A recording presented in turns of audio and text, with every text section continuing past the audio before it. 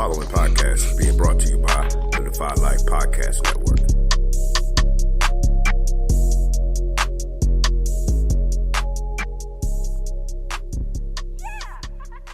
Maybe we can still heal you.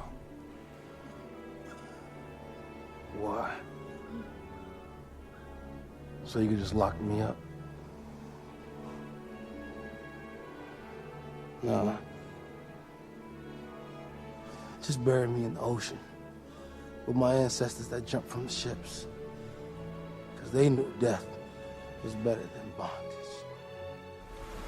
Oh, you think darkness is your ally? You merely adopted the dark. I was born in it, molded by it. I didn't see the light until I was already a man. By then it was nothing to me but blinding. The shadows betray you because they belong to me. In the hell do you think you are? Okay, it's not working out. I'm gonna need the suit back. For how long? Forever. Yeah, let's No, please. Let's have it. You don't understand. This is all I have. I'm nothing without this suit. If you're nothing without this suit, then you shouldn't have it, okay?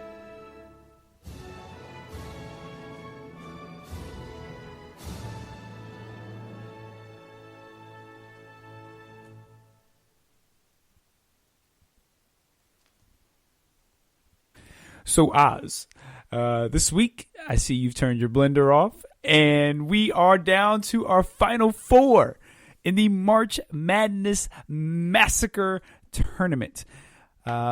Today we will be revealing our championship round, and we are going to talk about the combatants a little bit.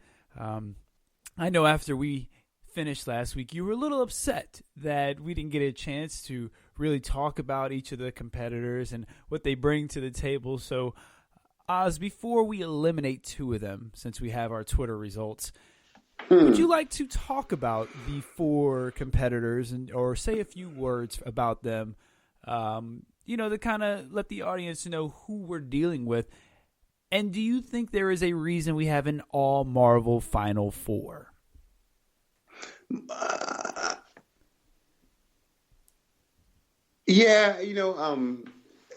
Marvel, DC is great. Marvel can come through when they want to, man. I just started rereading some old Avengers, the new X-Men that's been coming out. If you want a character, yeah, I got you, Batman. I got you, Superman. But if you want some characters, you go into Marvel. They go deep into what it means to be a person and stuff, So that's all I got to say about that. So would you like to take this time to elaborate on the final four? Before we eliminate two of them. Let's break them down one by one. Okay, so let's go over the combatants in the final four, and we'll also touch on how they got to the final four. Kind of their path to the final four. So let's start with our first combatant. Let's start with Thor. First round matchup, he defeated Vandal Savage.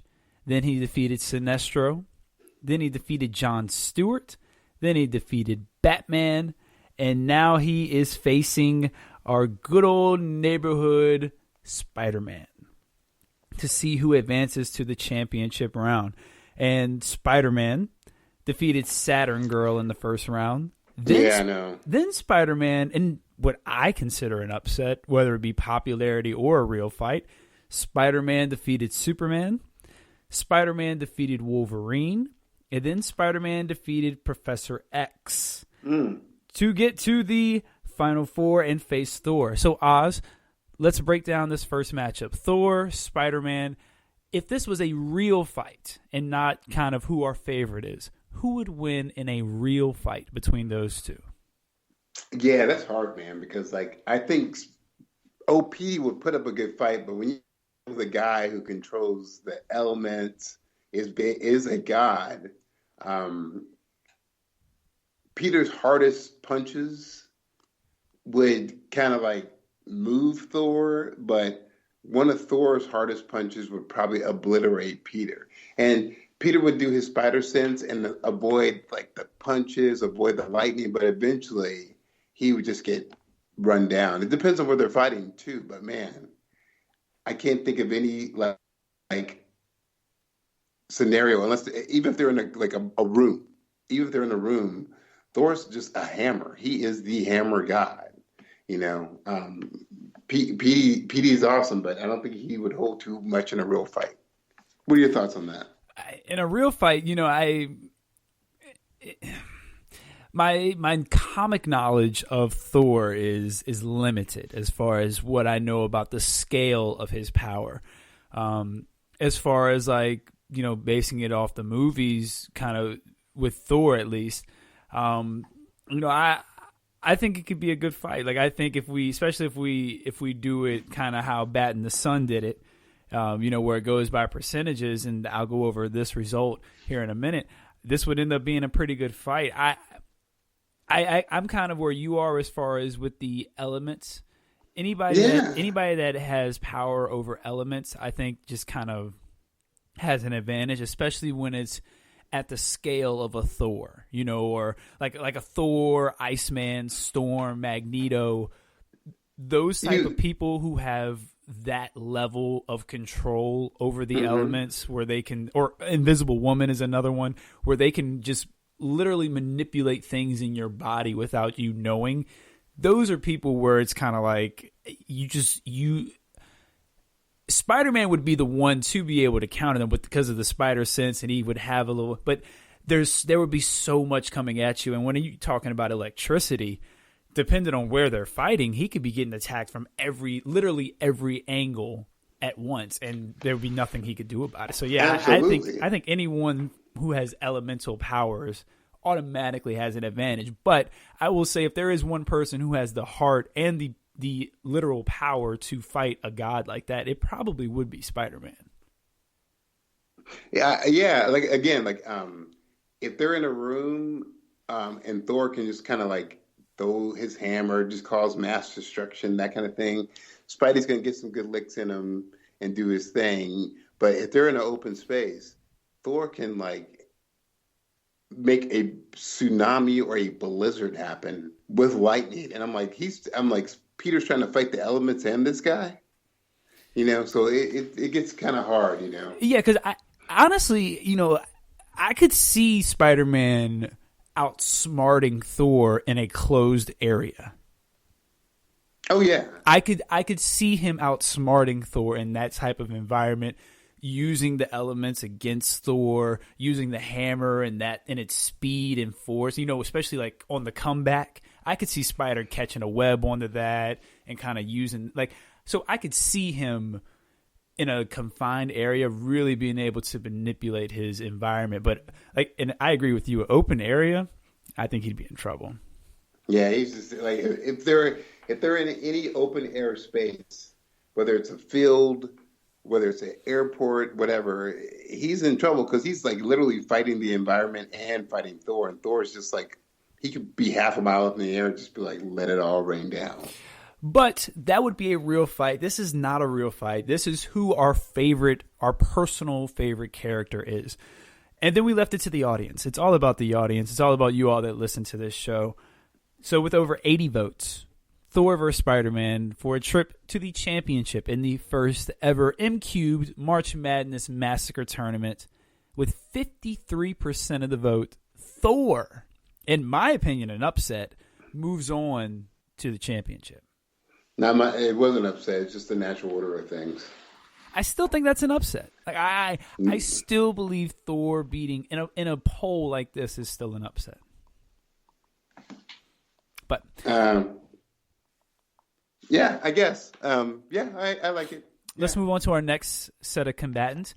Thor. We have our good old friend Captain America. Now, Captain America's path has been a little bit different. His first matchup, he defeated Black Adam. Then he went on to defeat Mystique. He then went on to defeat Mr. Terrific. He then went on to defeat Dr. Doom. And now he is facing an X-Men who many would consider arguably the best leader of the X-Men, the goddess of weather herself, Storm. In Storm's path, her first round matchup, she defeated Gorilla Grodd. Then she defeated Hulk in what I consider an upset, fighting-wise or popularity-wise. Yeah. Next up, she defeated Mr. Sinister. And then, only because Uncle Oz picked her through, she defeated the Great White Hope Hela, and now she is facing Captain America. Oz, don't be surprised when a goddess beats the goddess of death.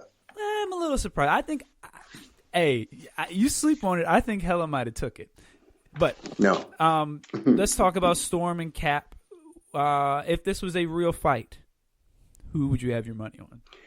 Again, Storm and Cap is the same thing as Spider-Man and Thor. If it's a closed environment, Cap is aware of his surroundings. This dude is a tactician. He's a soldier. He's not a soldier. He's a super soldier. He would take Storm out because he would anticipate.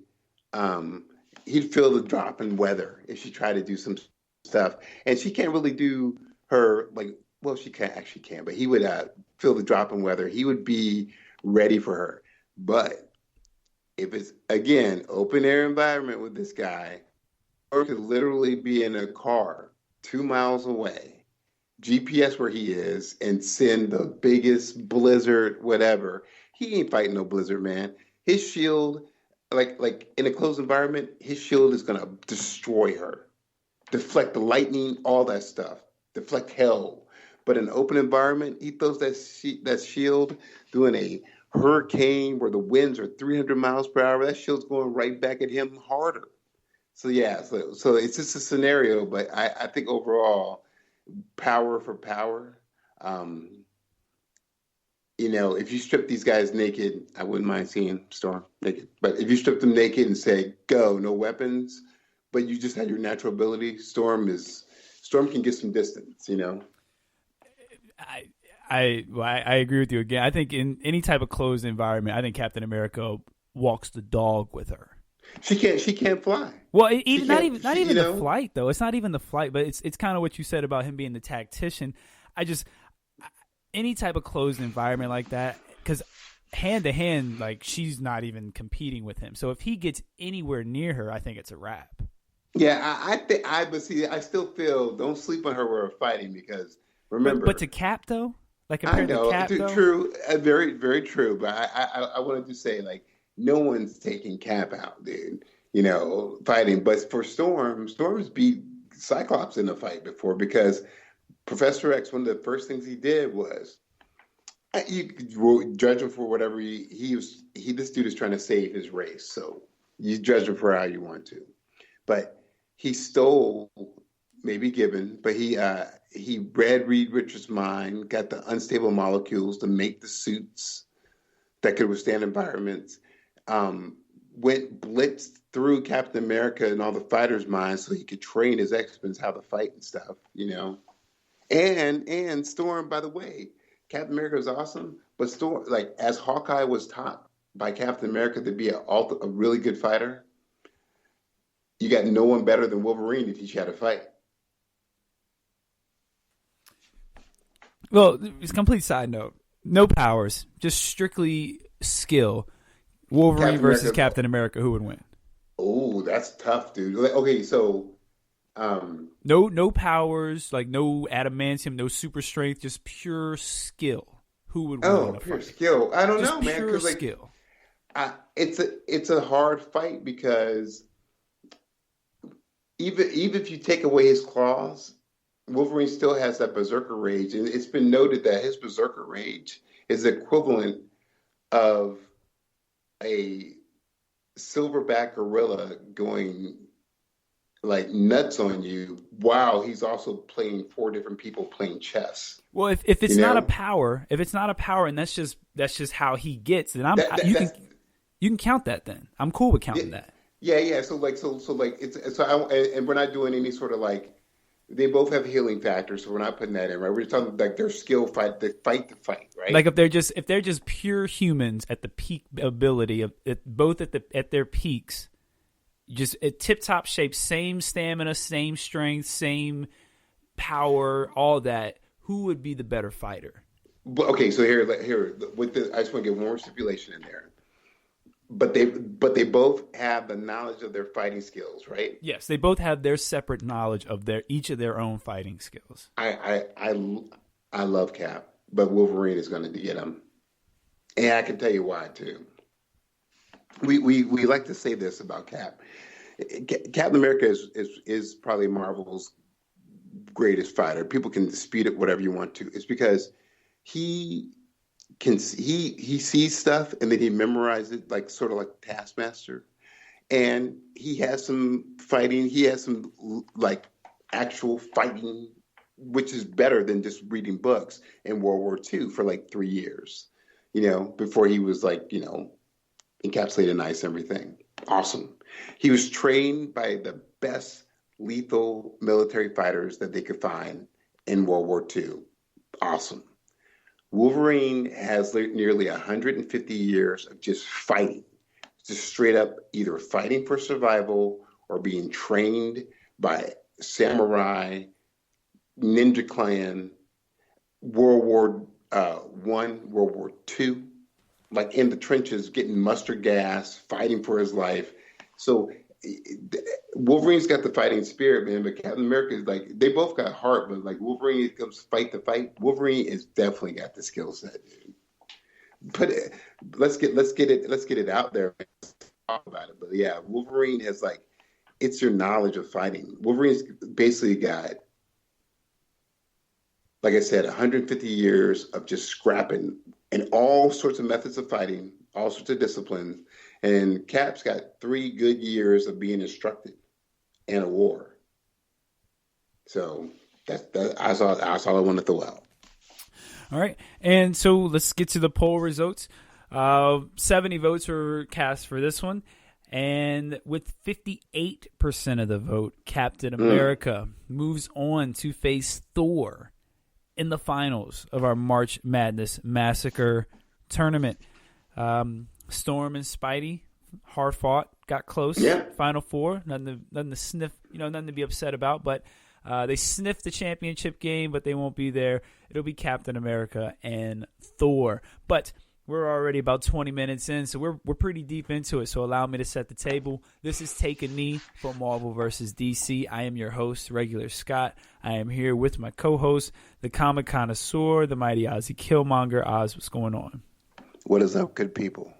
And you can find us on Twitter at Knee for Marvel vs. DC. That's the number 4, where all these polls, whatnot, have been put up. You can also email us at knee4marvel vs. DC at godefylife.com. You can also download our podcast at defylifepods.com. Anywhere else you get your podcast, Apple Podcasts, Spreaker, Radio Public, TuneIn, Spotify, iHeartRadio, absolutely anywhere you get your podcast, you can find us, subscribe, like, leave a 5-star review. Let us know what you liked about us. Help us get the word out. Spread the word. Tell your friends. Listen to the pod. We all quarantine. Check us out. Give us a shot. And also, while you're at Defy Life Pods, make sure you're checking out everything else on the network. We got the Defy Life, the flagship, where they talk about any and everything. We have the Anything and Everything Nothing show with Lynn and Kim, 2 wonderful ladies who will keep you laughing the entire time. We have the Unsupervised show with HP Hollywood Paul, West Coast Jay, or Macho Man Vandal Savage, as he's known on this show, and our man Money. Check that out. A whole host of shows. Speak the Truth is back. Whole new format. We got everything, anything you're looking for. The Defy Life Pods will have it. Check out the Defy Life gear. We got T-shirts. It is Autism Awareness Month. We have some special shirts for that up as well. We got a whole lot going on with the network. We have our Battleground episodes. Uncle Oz doesn't know about those because he's only been on the first one. Shots fired.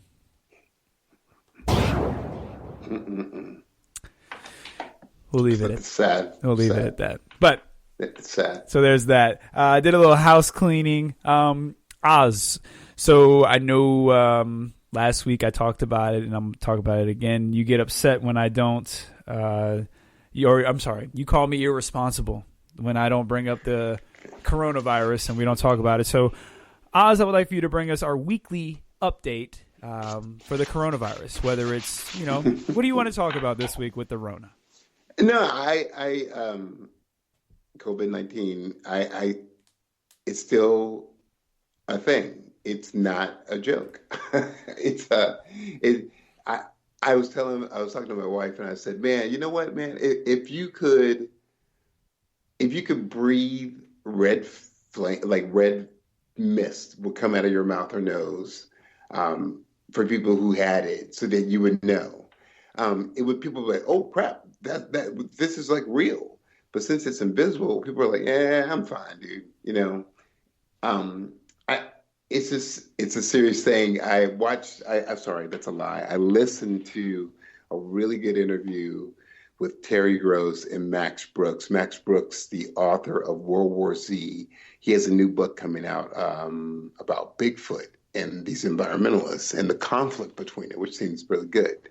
But aside from that, he's also a military consultant for Real Talk, Real Time on disasters, because he just is obsessed with them. So they're like, man, you really know your stuff. And so like he's invited to speak to events for the military when they're talking about how to prep for stuff. And he's like, if it ever came down, the military would be like, yo, Max Brooks is one of the people we're saving. That's like not even a joke. But he was just saying that, the countries that have been handling this well, and there are going to be some countries that are like, nothing happened. They're just by grace of God or whatever, we're exempt. But the countries that have been handling it well have been like the countries that know what it means to be sieged. And I was like, wait, what does that mean? And then I thought about, and then he explained it too. And I was like, yeah, it makes sense. Because like he said, for example, South Korea, they have the threat of North Korea right beside them all the time. So when their government said, hey, this is for real, you know what? You need to wear a mask, social distancing, which actually is a bad word. It should have been termed physical distancing, but still staying social as much as you can through various non-physical ways, internet, that kind of thing.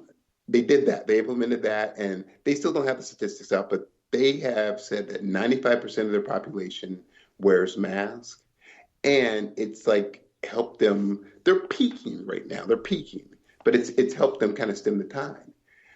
Other countries that aren't faring so well, Italy, when it came out, they're just like, it's a joke. And their culture, and people, please hit me up, correct me. I live for it. But their cultures are very like, families live together, like generational families live together. They're very close and intimate, like when they're saying hello, when they greet people. That had an effect. And it was hard for them to break that cycle or to actually do the physical distancing because they're like, because there's mistrust with their government. America's having the same issue because we have, whether you love this guy or not, that's not the point. We're in a crisis right now. We have a person who's not always been forthright with the truth. So Max Brooks just said this. He said, look, you have to trust the experts when, and you have to do your own researching too. So when you see Fauci come out and say, this is what you need to do, research who this cat is, dude. Don't just go, who's this like dude telling me what to live my life? Research who he is, get his background, and then you're going to be like, oh crap, listen to what he says. When you hear 45 say what he has to say, cool. If you love 45, awesome. You still owe yourself to research what he says because he has issues with telling the truth a lot. And so you got to protect yourself, dude. First it's a hoax. Now it's for real. Now we're going to see devastation. What we're doing now, we should have been doing in January. And I can tell you the truth about that because if you don't believe me, there's a couple Democrats, but there's like a bunch of Republicans that dump stock. They dump their stock. They dumped their stock in January when they heard the report of this pandemic. They could have easily told us what was going on and said, this is what we need to do then. But it didn't happen. So I'm just saying, from now on, to be a better American, it's your civil duty just to educate yourself. You don't got to be, you believe whatever you want to believe, but you got to educate yourself. And that means going through the sources, If the CDC is saying something, if your local governments are telling you stuff, research it, but believe it. If you know better, prove it. Show your credentials, show your proof. If not, listen to what they say. That's my thing. You feel better? I do. Okay. I do. Because I'm going to tell you what, that was a hell of a rant right there. I know. Hey. And it was, man. But I want to tell y'all, man, it's so easy to be like, I know what's better. And you probably do. It's your body, it's your mind, it's yourself. But, just because the enemy's invisible doesn't mean the enemy's not out there. Come on. Black people knew the Klan was after them because they wore hoods. But when they took the hoods off, you didn't know what was going on, why you got denied this loan and this thing. You got to research stuff, man. You got to know for yourself. I'm out. All right. I would like to apologize to the audience. I did not know that was coming in our weekly Corona update. I am not going to apologize to Isaiah. I will say this: the length was long, but the information was not. Oh wait, that sounded terrible. Oh my God, the length was so long. Hey, so it's the motion of the ocean. Okay, whatever, dude. Are you done? Yes. You sure? Because if you got another one, let's do it. Maybe. All right, I got news tidbits, and we got a new segment About COVID-19. No. Well, actually, that is a new segment. But we have another new segment. Okay. Yes, sir. It's going to. So, would you like to do the news segment before or after the news? Let's do the news first and then do the segment. Okay. Oh, wait. Sorry. I just said that out loud. So now we're going to do your segment first and then the news. Got it. All right. So the MCU has changed all of its release dates. Oh, yeah. So now we have Black Widow coming out November 6th, 2020. What? Eternals coming out February 12th, 2021. Shang-Chi coming out May 7th, 2021. Doctor Strange in the Multiverse of Madness, November 5th, 2021. Thor, Love and Thunder, February 28th, 2022. Black Panther 2, May 8th, 2022. Captain Marvel 2, July 8th, 2022. What about Scarlet Vision? Well, that's a Disney. Sorry, that's a Disney. That's like WandaVision. That's a Disney Plus show. Why would that get pushed back? No. So I wonder when is that still going to come out on time? I'm sure. Okay. Yeah, I don't. Wow, that's so funny, I don't man, I don't see any reason why any of the TV shows would get pushed back. It's just interesting because there's supposed to be that direct link between Thor. I think it's You mean between that and Doctor Strange? I thought. Now, isn't there a link between? No, not Thor. Oh, okay. It's Doctor Strange because it's the Multiverse of Madness. She's going to be in Doctor Strange. Right. Oh yeah. Say thank you. So, all right, it's all good. Well, let me ask you this. Well, actually, you bring up a good point about them being linked and them being connected, but I don't think that'll affect anything. If anything, I think it'll kind of, depending on how the series go, it could work out for the better and build anticipation. I have a question for you. I'm all ears. So, if WandaVision, I think I might have asked you this before, maybe not. If WandaVision and Doctor Strange are linked together, and it's obviously magic, do you think in either WandaVision or Doctor Strange we actually get Agatha Harkness? I want to have my notes here. I want to say that we have talked about Agatha potentially being a villain in the Doctor Strange movie. See, interesting. Or even a high evolutionary. Or any of that kind of stuff. You know what I'm saying, dude? That'd be interesting. See. I got my notes right here. Let me see. I have no idea what episode it would have been on. But I'm 90% sure we've talked about that. But if not, go tell the audience who Agatha is while I see if I have it in my notes. Yeah, she basically is a witch, and she's always portrayed in that. I first got a glimpse of her in Fantastic Four because she's there to help. Like she basically helps like little kids. Like she helped Franklin do some stuff, Franklin Reed Richards, but she was also kind of like the surrogate mother, grandmother, mother to Quicksilver and Scarlet Witch. Taught Scarlet Witch how to use her her mutant hex abilities. Also talked to her a little bit about magic too.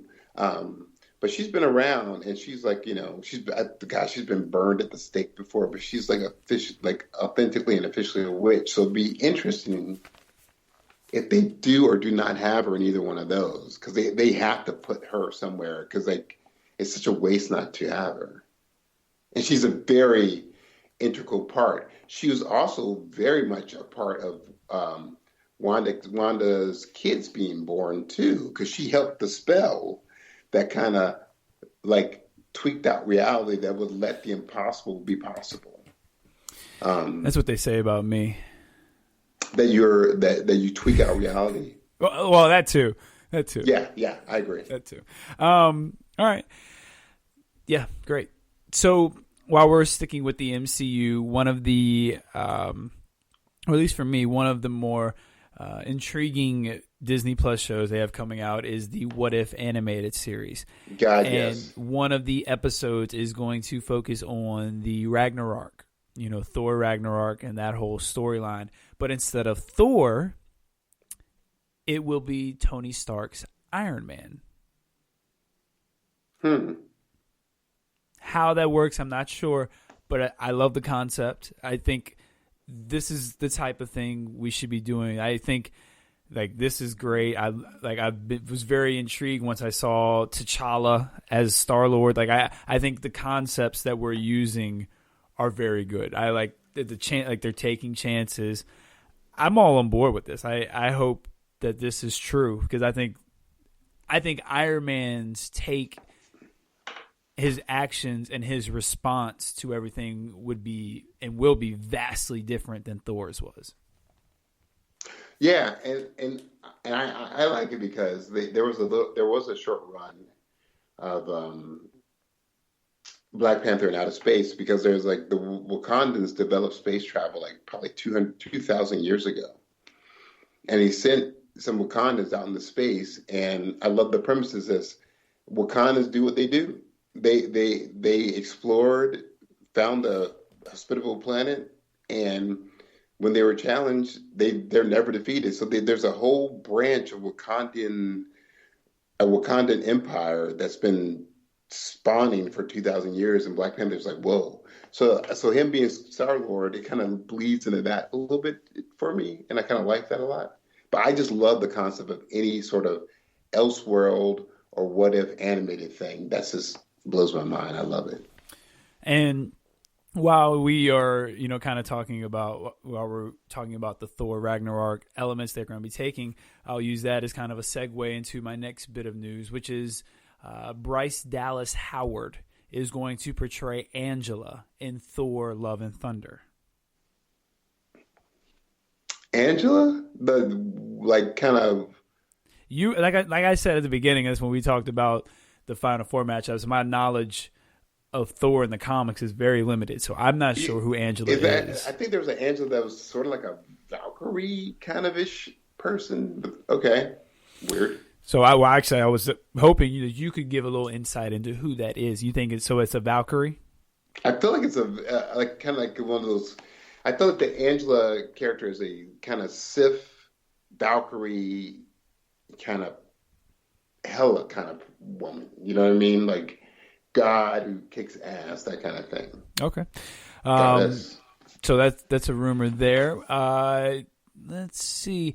Let's shift over to. Actually, before we go to the DC, I don't know if you care about this, but this actually is I'm actually really excited about this. Before we go over to the DC world, Christopher Maloney, you know who that is? No. Detective Stabler. Law and Order. Special Victim Unit? Yeah, SVU. The guy who was in Man of Steel. Happy. Yes. Yeah. He will. Oz.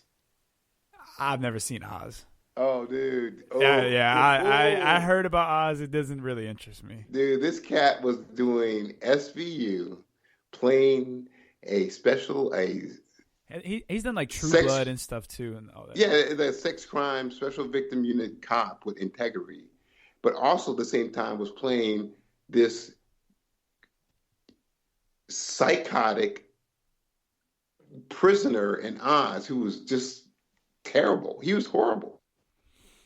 But yeah, him. He will be reprising the role of Stabler. He's been gone for about 8-9 years off the show. He will be reprising the show, his character Stabler, in a Law and Order spinoff. Why are you reporting that? I love Law and Order. Okay, so what does that have to do with anything sci-fi, comic book, movie related? Well, before he was in Happy. Well, he was in Man of Steel too. If you want to get technical about it. Got it. So what does he coming back as Stabler? What does that have to do with anything? I'm sorry. The same amount that it has to do with you giving weekly updates on the coronavirus. Totally two different things. But they neither of them have to do with comics directly. Yeah, they do, because like the coronavirus has definitely stopped. But have you noticed the flow of comics have stopped? Distribution has been pushed back, which affects everything. Yeah, no, it does. But man, this guy coming here talking about some Law and Order. Next thing I'm talking about, by the way, Family Matters has been revamped and will be airing on PBS. I'm like, all right, great, cool. Well, if Family Matters were to get revamped, we would discuss it. So. I have a news tidbit. Okay, we'll save it for next week. 227 is going to be revamped for the 21st century. Okay, we'll save it for next week. Barbara Gordon has been confirmed for the season 3 opener of Titans. Oh, God, they're bringing everybody. Jesus, the family. Justice League Dark Apocalypse will be the last movie in the DC animated movie universe. Oh, that's sad. There has been Wait, stop. Are they going to... I have no idea. Put anything out before No that? idea. Nope, no clue. There is Dark a Apocalypse. Yep. There is a character on the show Titans that has the code name Danny that people think will end up being Tim Drake being introduced in the next season. Why do people think that? Let's see. I'll read. And who's Danny? I don't remember Danny in Titans. There is no Danny. It's just a code name. It says Danny is a youth who grew up on the wrong side of the tracks but never lost his belief in heroism. His laid-back persona is balanced by his near-genius intellect. He has an innate detective skills with a perception of detail that is way beyond his years. Despite his tough upbringing, he's motivated by the opportunity to do good in the world instead of dwelling in the pain and tragedy. They're saying they're going to introduce him, or he has been introduced? He's going to be introduced. Oh, okay. All right, that's fine. So that's the rumor. So that's the news. Don't want to give any more else news tidbits because Oz might get upset because it might not have enough comics to do.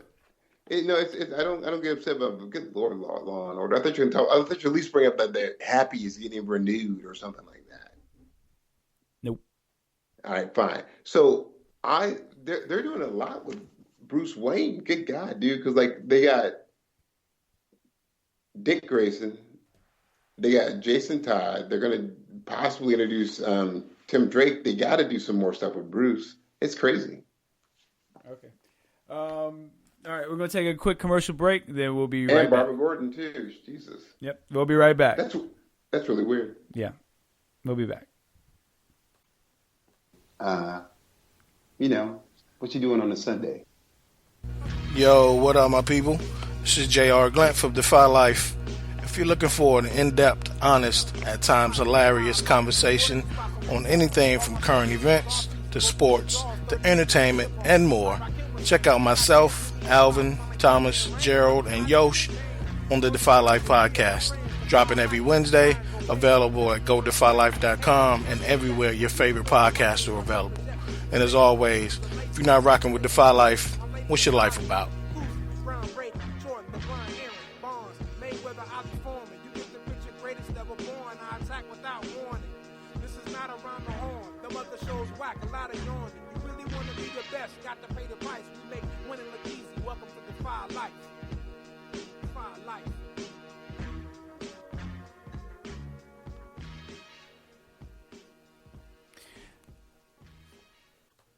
And we are back. That's right. Make sure you are checking out the Defy Life podcast, the flagship of the Defy Life network. A lot of the people you hear on the network have been a part or have started on the flagship show. Money, who hosts the unsupervised spinoff show, was a part of the flagship. Pooh, who hosts Speak the Truth, he was also a part of the flagship.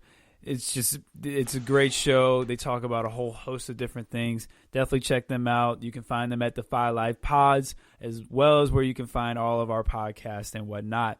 So we have a new segment we're going to do before we go into our One's Gotta Go. And the segment is actually going to be called, I have it written right here, Questions for the Connoisseur. So I found questions on the internet that I thought would be intriguing talking points for the number one talker on the network, the comic connoisseur himself, Ozzy Killmonger. So Oz, I don't have any cool questions for you, and I forgot to play my news music before the news, so I'm going to play the news music before this segment. Man, you slipping, dude.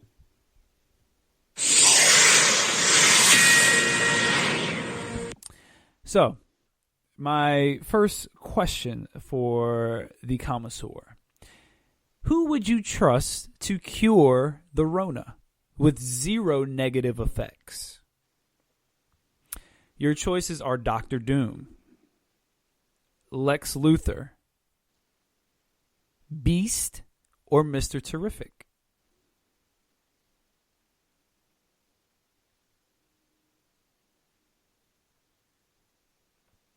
Beast. Why would you choose Beast? Beast has a background in that, in genetics and that field. Lex Luthor, I feel like he would do something insidious. And I feel like he wouldn't have a problem with the old or the sick being done so that the healthy can be around. I feel the same thing. I don't feel like Doom does anything that's not in his own interest. The reason why I didn't pick Mr. Terrific, the only reason I picked Beast over Mr. Terrific, the only reason, is because I think Beast would keep in mind everybody. I think Mr. Terrific could possibly have the tendency to forget that there are mutants and other folks around that might have adverse effects. Since the question was with no ramifications, All right. And my next question for the connoisseur is, this is and the last question that was posted from Saffron Speedster at Reverse C Dell. This next one is... That's a good question, Saffron, by the way. Yeah, it is a good question.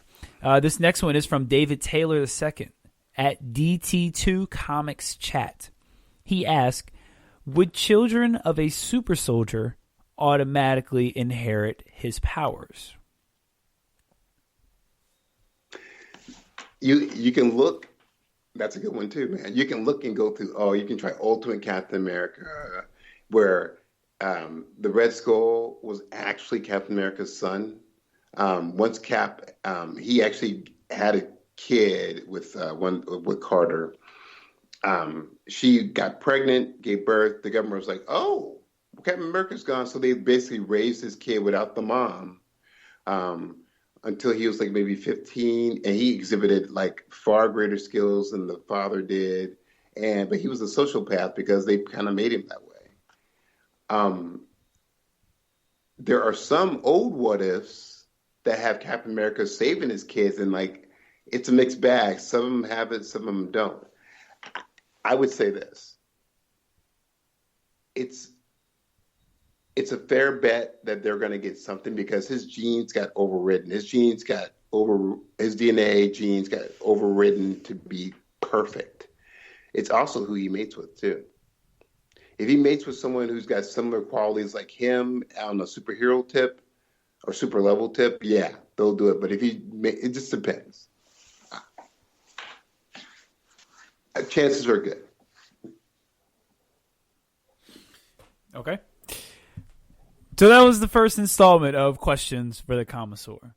Love it. That's a good question too. I still think call it 75. If he had 4 kids, two out of 2 will have some powers. Okay. One may not. One's got to go. Okay. I got 2. The first one is going to be all about the cold, all about the ice. One of these ice people has to go. Iceman or Ice Woman as well. Well, not Ice Woman, but Ice Women as well. Killer Frost. I never heard of Ice. Okay, Ice Woman. Women, not woman, women. Iceman, Killer Frost, Mr. Freeze, or Captain Cold. Oh, one of these got to go and they're gone forever? And they're gone forever. And everything about them. Because they all bring something to the table. Bye, Captain Cold. See you later. I don't know about Captain Cold, man. Hey, look, I'm telling you this. He makes the rogues. Cool. They can all go except for Iceman. That's how I feel. Because here's my order of things. Iceman, way down, Captain Freeze. Everybody else can go, dude. Because the only thing Captain Freeze brings to the table for Batman, the only thing that Mr. Freeze brings to the table for Batman is just technology. All the rest of them, they can go. They can go. Technology and a great story. Like he has one of the. No, absolutely. He has one of the best stories in Batman, especially the animated series. His girl got sick. His wife, not just his girl. We're both married. We know there's different levels to this. Oh, sorry. I'm sorry. My apologies. His betrothed, his wife, his. Well, let me ask you. Do you care more about your wife than you did some your girl back in the day? Like a high school sweetheart or something. Well, that's what I'm saying. So let's not act like him. But I've never considered any of them though. I consider my wife like that's my woman, that's my girl. Anyway, that's what I'm saying. So well, let me break it down even better. His wife catches a disease, and he can't cure it. So the only thing he can do is kind of slow it down, and in the process, he gets hurt by it. You never heard that story before? Not with Mr. Freeze, no. You never heard that story just without the cold? The only thing you do out of revenge out of love. You never heard that before? That's what I'm saying. That was the first time I heard that story. Like when I saw that story, I was like 6 or 7. So that was the first time I had heard that story. Respect. That's I blame myself for exposing you to that. So I mean, yeah. So that I had to know. I had never heard that story before. That's true. Well, see, everything is relative. But for me, I've heard that kind of storyline and the revenge plot all over. So when he came out to me, when he made himself aware to me, I was like, God, that's kind of boring. The only, like I said, the only thing that he brings to the table is technology. His technology and the technology that Batman devises to like beat him with. It makes him, so. But that's a big deal. Anybody who forces Batman to create new technology is a big deal. Everybody doesn't do that. Yeah. But that's not true. Every encounter Batman has makes him, if he doesn't get them right off the bat, it makes him more prone. If he survives it, he becomes more aware of that. But you just said that because of Mr. Freeze, his technology was better. No. That's what you just said. What I just said was the only thing that Mr. Freeze brings to the table is technology, whether it's his technology or the technology that Batman has to use to beat him. That's the exact thing I said. But if he has to use it, that means that he probably had to create it for Mr. Freeze. It's like saying, oh, well, I'm punching criminals, so I need to have, they're not really feeling my punches, so I'm going to have these lead knuckle inserts. He for every situation, he revises and thinks about how to be better. So that's all I'm saying. That's what he does. So what are you saying? When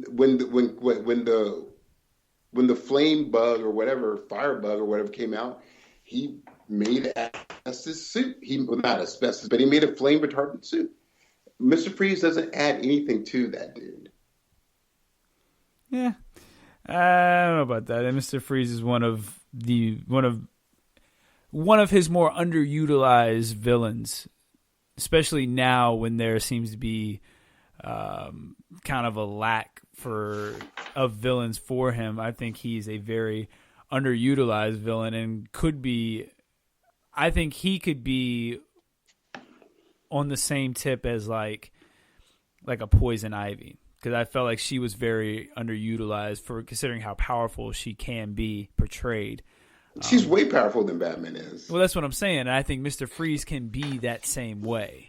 No, so here, as I said, just to reinforce what I said, the latest issues of Deceased, Batman, off the bat, spoiler alert, Batman doesn't make it through issue 6, folks, okay? But when he gets infected, what does he do? He said, the only thing that's keeping me alive is this technology that Mr. Freeze, that I acquired from Mr. Freeze. Boom. He only gets technology out of it. He doesn't get, there's like the storyline has been done to me. But on the original statement, Iceman is the most intriguing dude of all 4 of them. Okay. So the next one's got to go. Time out. Here we go. Who would you do? Who would you pick? I pick Captain Cold. The next one's got to go is going to be the Magicians. We have Doctor Strange, Dr. Fate, Zatanna, and Scarlet Witch. Zatanna. I will get rid of Dr. Fate. Zatanna's the weakest one. I'll still get rid of Dr. Fate. Why? Least connection to him. Oh, I was just going off of. As usual, most things revert back to you. I get it. I was just going off of just raw power. As Deathstroke proven when he took out the whole Justice League, he gave her a gut punch and like made her basically lose her wind and throw up. She couldn't say spells. Okay.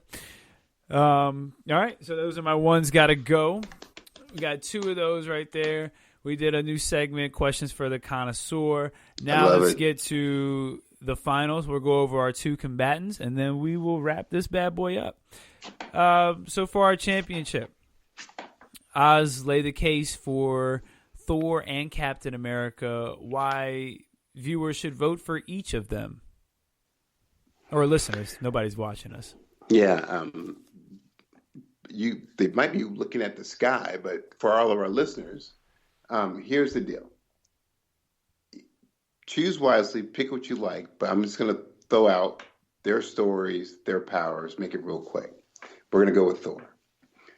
Thor was this arrogant, like entitled, privileged, awesome fighter, from warrior from Asgard. His father was Zeus. His father was Odin. So Odin was just like, he's the all father. The most powerful thing in Asgard is the Odin force. And he's heir to this. He's going to be the king eventually. So he's kind of like the Prince Charles of this whole realm. Beautiful, like he's beautiful looking. He's strong. He's smart. He's funny. He'll drink anyone under the table. He's also restless.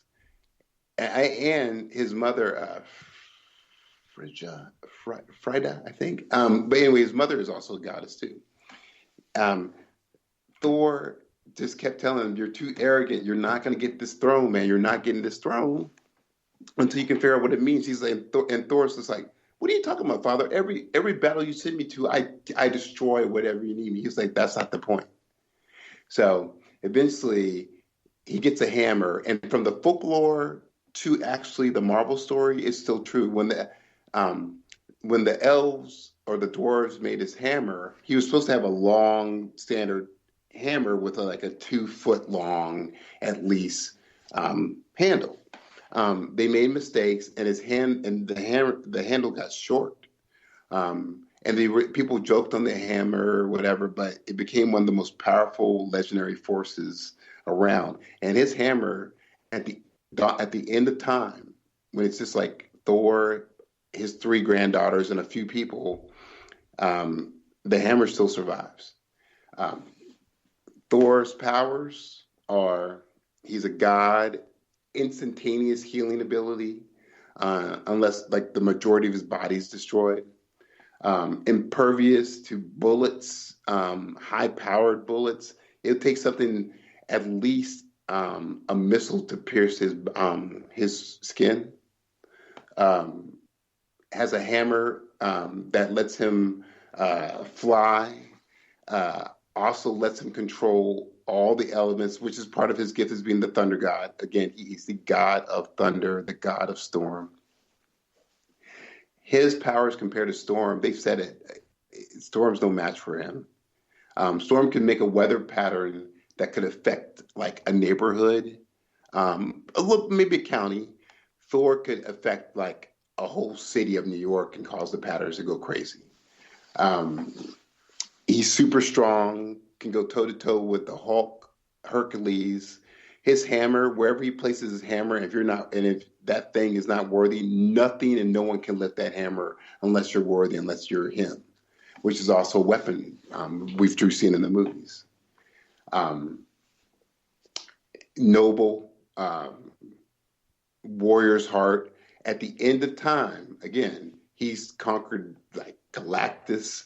And the Odin Force has now transferred over to be called the Thor Force, and the Thor Force is much stronger than the Odin Force, and it lasts longer too. So that's Thor in a nutshell. He is a powerful, powerful being, probably 6'8" too. That's 6'5", maybe 6'8", but he's a force to be reckoned with too. And he's immortal, pretty much immortal too. Now, Captain America, we all know, super soldier. Frail kid with the heart of gold, always had a sense of duty and responsibility. The super soldier serum, which has never been properly repeated because it's a serum and the ray that are combined. The trick of it all is it amplifies who you are. So if you're a jerk, a conniving jerk, who tells bad jokes, if I got it, I would be a worse telling joke person. But because of Steve's heart and who he wanted to be, it made him like near perfect. Steve Rogers having the super soldier serum, he is the epitome of what a human being can be through evolution. So when we're all said and done with our evolution, he's what that physical specimen would be. Overread his DNA. If you took his blood, I don't even know what kind of blood type he'd get. I would imagine his blood type would be, since he's so near perfect, since he is so perfect, that his blood type would be, he could donate to anybody and he could receive from anybody too. You know, it's not like a one-off. He could help or receive or give. Super fast healing abilities, super slow ager, not immortal, but he's a slow ager, not as much as Wolverine either, but he ages pretty slow. Bullets can pierce his skin, obviously, but he has armor through his Captain America suit. And again, he's a quick healer, and his reflexes are off the chart. Like, he could probably do a standing jump of 10 feet if he wanted to, just a high jump of 10 feet. Can run probably 60 miles per hour. He has a shield that's indestructible, and it's perfectly aligned so that he can throw it and it will always return to him. The reason why this happens is another gift of his super soldier is any weapon, any tool he picks up, he automatically knows how to use that tool. He picks up a grenade. He knows what the grenade would do. He knows how to throw it. He picks up a pencil. He knows what to do with it. That's why in the stories, in the comics, he's an architect and he draws, because anything he does, he's going to be great at it. So he masters anything. Like if he had to pick up a AK-47, he would know the ins and out of it and know how to be a perfect shooter. Makes him a perfect marksman, makes him a perfect soldier, okay? And also makes him a perfect fighting tool because he memorizes how to fight, memorizes tactical things from the art of war to Machiavellian's philosophies on fighting and life. And also this cat too can, like, that translates into fighting to driving cars to everything. He's basically a human computer. So the Taskmaster is awesome, but Captain America is who the Taskmaster's like ultimately could be, and he's fought Taskmaster before too. So those are the breakdown of those two guys. Choose wisely. All right, great. In a related subject, if Corona were to hit either one of them, it wouldn't affect either one. Okay. All right. So there you go. There you have it. There's our finals laid out for you. We have Thor versus Captain America.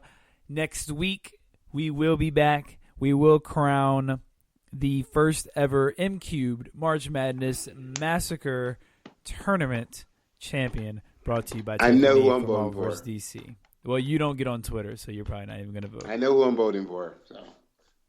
Okay. So yeah, and then next week we'll get back to having topics and whatnot, because we're not going to have this anymore. So it looks like we're going to have to find something to talk about next week. I think we can find something to talk about next week. Yeah, maybe. We'll see. All right, so Oz, let's do our final blows. What you got for the final blow? Like I said, I out of pure boredom because of our isolating ourselves, downloaded Marvel Unlimited. I also do shout out to Marvel Unlimited, shout out to Comixology. They have unlimited comics, so I've been reading a bunch of those. So I've been getting down with some Avengers stories, and man, the new X-Men storylines that they've been doing, they've been breaking them down into like basically segments. Year 1, year 10, year 100, year 1000. It's deep. It's really deep. And again, it's just been reinforcing to me that mutants are basically any person of color. So it's been intense, and like the stories are really cool. So I've just been hitting on those, geeking out, kind of being impatient for some good sci-fi to hit me. You know, if you guys have any suggestions, hit us up on our Twitter. Let me know what you guys are watching. Hey, what's our Twitter? Also, before I tell you guys what our Twitter is, Yeah, while you also look it up. I've been reading too Prophet, which has been super cool, man. The art has been cool, the storyline has been cool. I just been very impressed by just what Prophet has been doing. So look again, find us at for Twitter. It's like at knee for Marvel versus DC, all lowercase, just as it is, at knee for Marvel versus DC. Now tell them our email. And if you guys like get so inclined, just let us know. Hit us up on the Twitter, man. And also, do me a favor, just for giggles, hit me up on my Twitter account too. Don't be shy about it. And that's at capital O, which is the Ozzy Real, at Ozzy Real, capital O, OZZIE, capital REAL. I'm following, you can easily find me through Take a Knee. But yeah, man, hit us up. It's good. Hello, you're fading out of me. No, I was just saying you're not on our page at all. So for my final, I am following you guys. So wait. I'm sorry, on Twitter or on Facebook? Either one. I don't think we're following you. Well, yeah. So do you want to fix that? We'll let you know. That goes next week. Okay. So that was kind of before your final blow. That was kind of disrespectful, but okay, cool. Shots fired. So for my final blow, I am going to be shouting out a new podcast I tried out this week with a lot of free time. I'm still going to work Monday through Friday, 9 to 5, so I need stuff to get me through today. So I decided to check out a podcast called the Rigor Mortis Podcast. And the Rigor Mortis Podcast is pretty much, they talk about like different, or at least the episodes that I've heard so far, they're talking about different types of murders and just crazy unsolved murders and just situations like that. And, as I've talked in the past about my love for movies like Midsommar and Hereditary and those weird, creepy type movies, this podcast is right up my alley. They talk about all types of just mysteries that haven't been solved and, the facts. They play news clippings and they just give you a whole list of facts, that you can look up yourself or just to kind of freak you out and let you know this is the case that hasn't been solved and all this goes with it. So I really enjoyed that podcast. Definitely check them out. They are also on Twitter at Rigor Mortis. At Rigor Pod, Rigor_pod. You can find the Rigor Mortis podcast on Twitter as well. Really enjoyed that show. So shout out to those guys. Something else to listen to. And also, we're talking about podcasts. If you want something that's like, if you want something else for your appetite, there's a really interesting podcast called Uncivil. And it basically talks about the history of race in America and why we're divided and how we got here and what ways we can get out of it. It's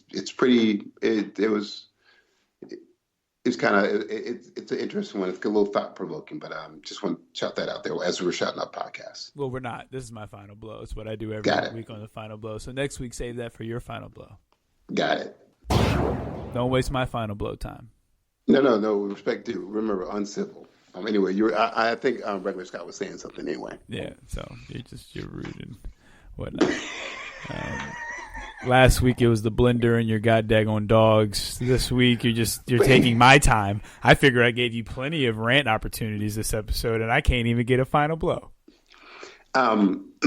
Life proceeds, man. I got dogs. I got a blender. That's life. That is what we do. Life will go on. We must live. Let's tell everyone we'll talk to them next time. Everyone, Actually, you know what? Don't even tell him. Don't even. You know what? Don't even tell him that. I'll tell him. Hey, everyone, peace and chicken grease, and y'all have a good time because we're gonna have a good time. Nah, go ahead. Nah, dude, that was twice disrespected me. Let's not have a third time for me to. Actually, I'm sorry. There will not be a third time for me to be disrespected. Thank you. Anyway, peace everybody. And chicken grease. Peace and chicken grease. Y'all have a good time because we're gonna have a good time. We're gonna have a good time. Go ahead. Until we talk to y'all next time. Next time. Peace.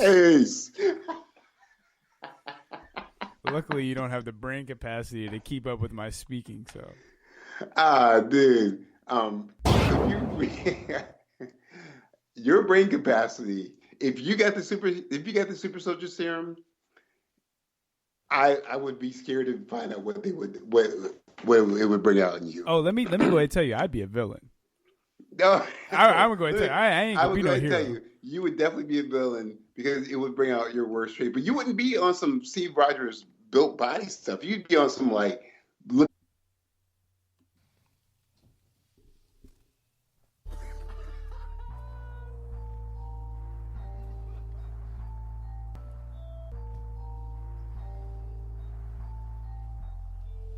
Good news, people. Defy Life now has your favorite podcast t-shirts. If you're a fan of anything, everything, and nothing with Lynn and Kim, the DJ Blaze radio show, Relationship Status, Taking D for Marvel vs. DC, the Staley and English show, or the Defy Life podcast, we've got you covered. Defy Life podcast gear only at defylifegear.com.